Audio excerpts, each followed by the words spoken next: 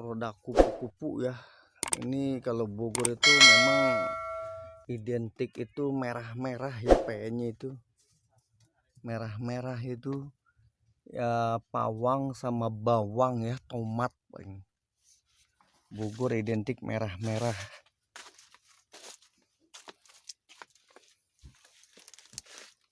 Ini primer tuh kelasnya di bawah Garuda. Kalau Ermat juga sama ya, di bawah Garuda. Dia harganya ekonomis ya. Ya pasaran eceran 31.000 lah. Kalau Garuda kan lebih mahal.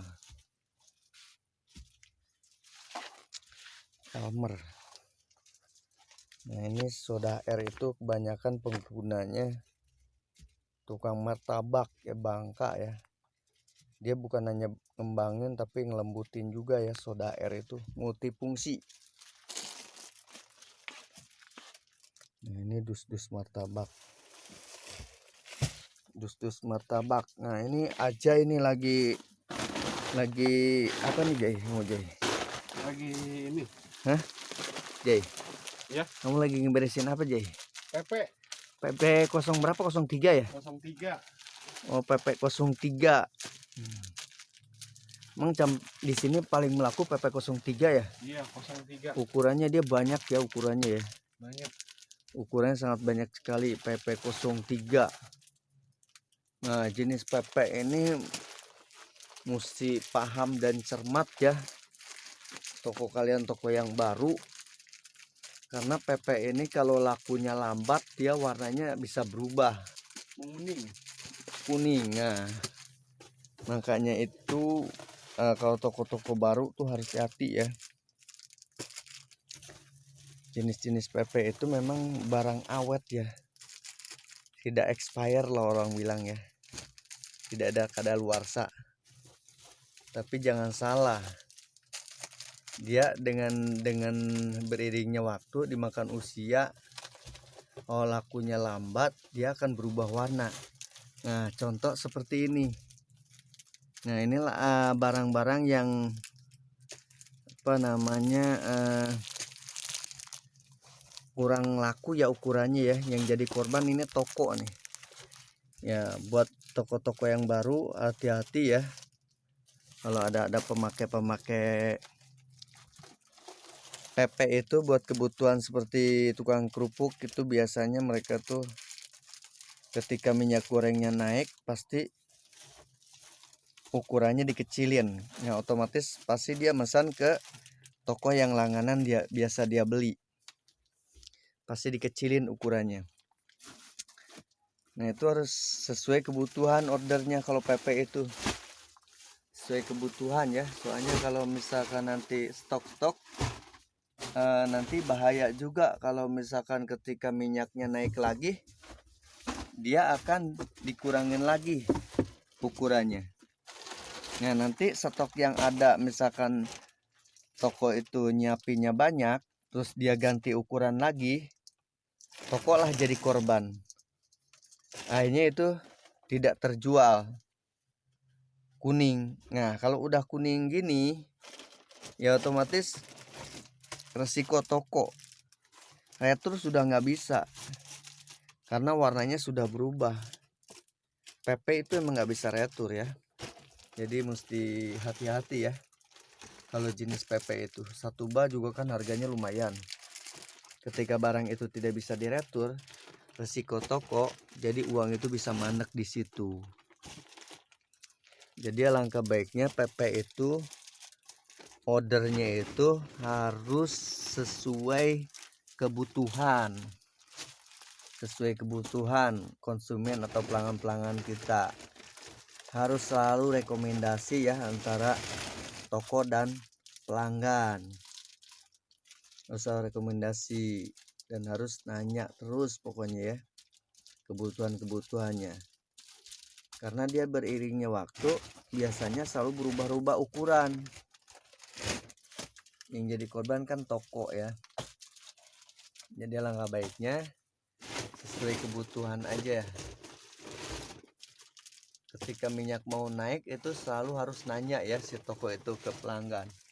Ini gimana nih? Ada perubahan ukuran nggak? Karena kita stok masih banyak nih. Nah itu supaya tidak ada pihak yang dirugikan.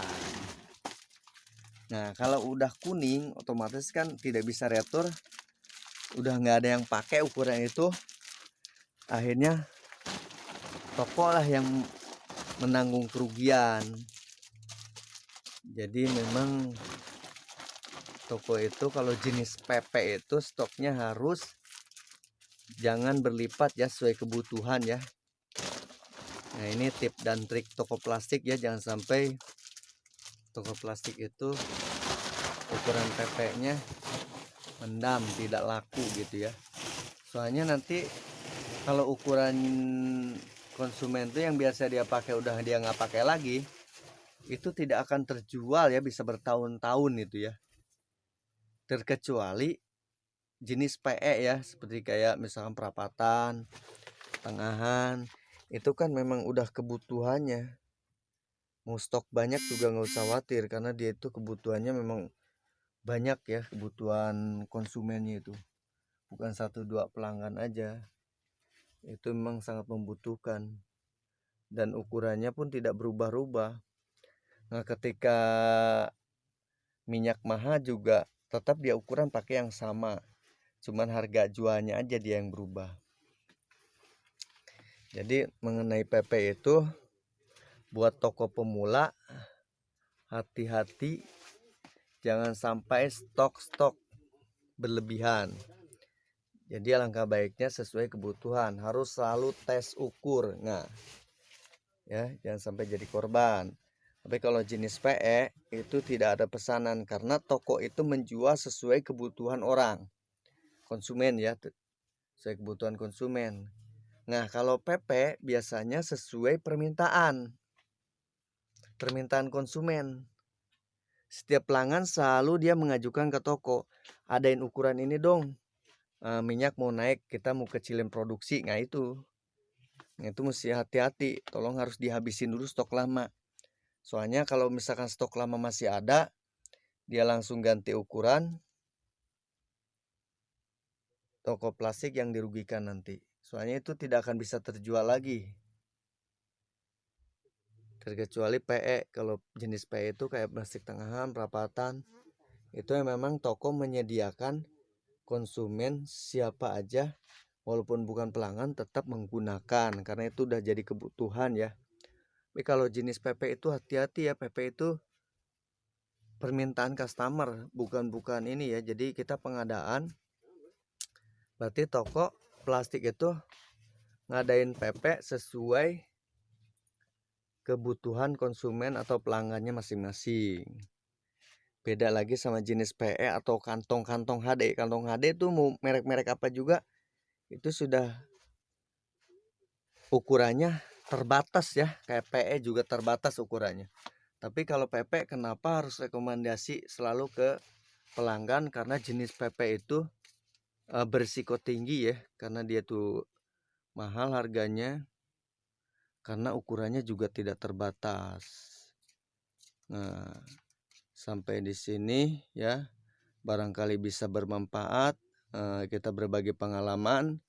Nah itu sesuai pengalaman saya pribadi mengenai masalah PP ya. Jadi kita berbagi pengalaman untuk pemain-pemain baru, harus lebih hati-hati ya PP itu, karena kita jadi korban ketika kita itu ditinggal konsumen yang biasa pakai ukuran yang khusus gitu ya. Ya sampai jumpa kembali di video-video selanjutnya. Terima kasih banyak para subscriber Deplas. Sampai jumpa kembali. Terima kasih.